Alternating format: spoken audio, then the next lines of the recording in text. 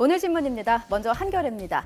방금 전에도 말씀을 나눠봤죠. 어제 쇼트트랙 남자 1500m 경기를 보면서 복잡 미묘한 감정 느낀 분들 참 많으실 겁니다. 안현수가 아닌 빅토르 아니라는 외침이 경기장에 울렸고 안 선수는 러시아 국기를 손에 들고 동메달을 목에 걸었습니다.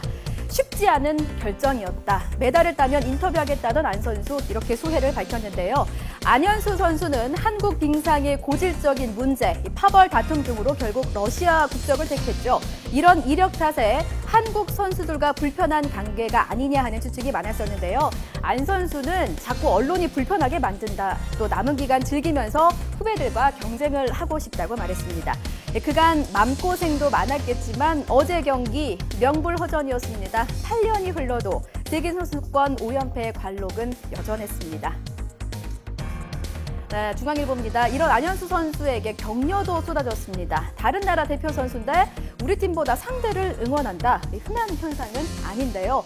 중앙일보는 전문가들을 통해서 그 이유를 이렇게 분석했습니다. 자, 아래 보실까요?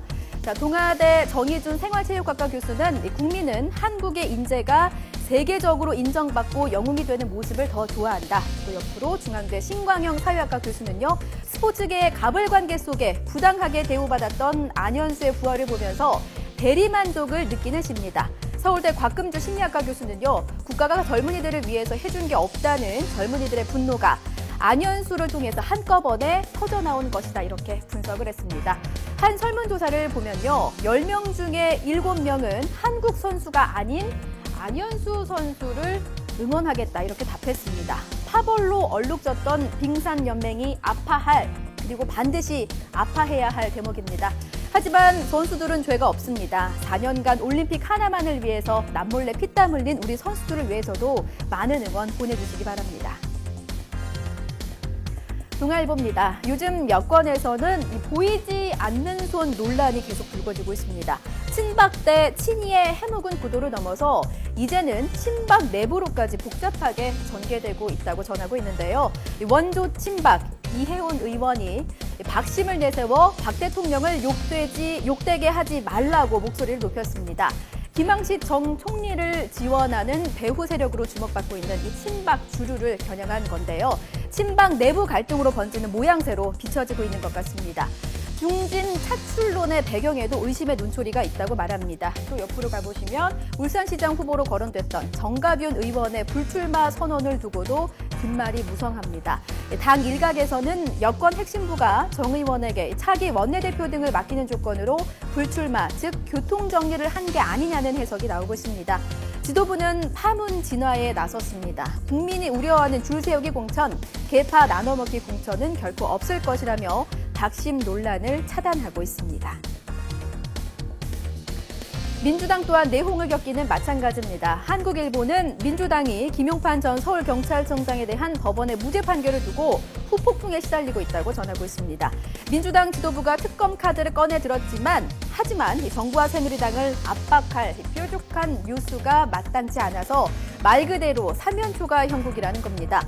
의원총회에서도 또 온라인상에서도 지도부의 미온적인 대처를 성토하는 목소리가 잇따랐다고 합니다.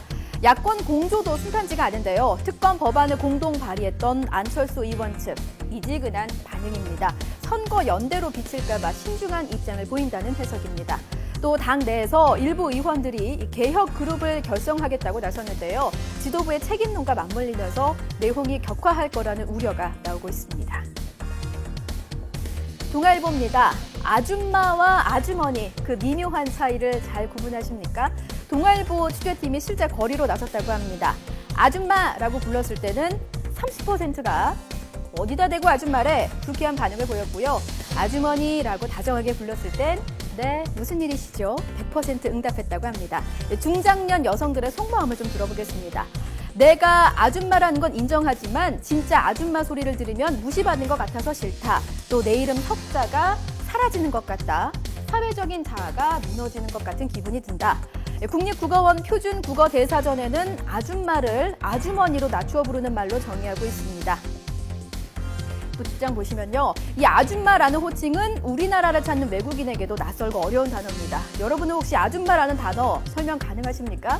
유명 여행서인 론리 플래닛에는 이 종업원을 뜻하는 단어로 나오고 있는데요. 구글에서는 66만여 개 검색 결과가 나온다고 합니다. 다시 앞장으로 가보겠습니다. 이왕이면 듣는 사람도 좋은 호칭이 좋겠죠. 아줌마보다는 아주머니가 좋겠고요. 또 친근함과 존중의 뜻을 담아서 어머니 혹은 사모님이라는 표현도 대체가 가능하다고 신문은 전하고 있습니다. 조선일보입니다. 세계가 본 한국 어떤 모습일까요? 뉴욕타임스의 여행 섹션 기자가 가면을 벗은 한국이라는 제목의 한국 체험기를 썼는데 굉장히 흥미롭습니다. 난생 처음 때를 민 이 기자, 떨어져 나간 피부 각질을 보면서 신기해하거나 목욕탕에서 젊은 여성이 어머니의 등을 밀어주는 모습에서 경로사상을 엿봤다네요. 또 모두가 똑같이 입는 이 찜질복은 순응적인 유교의 모습이라고 해석했습니다. 찜질방에서 널브러진 남자 손님을 보고서는 불과 10년 전에야 주 5일제를 도입한 과로 국가의 단면이다, 이렇게 표현했습니다. 한국의 화장품이 특히나 마음에 들었나 본데요. 귀국길에 선물용 화장품으로 여행 가방이 불룩해졌다고 합니다. 이 기사를 보고 한국 방문객이 좀 많아졌으면 좋겠네요. 지금까지 오늘 신문 전해드렸습니다.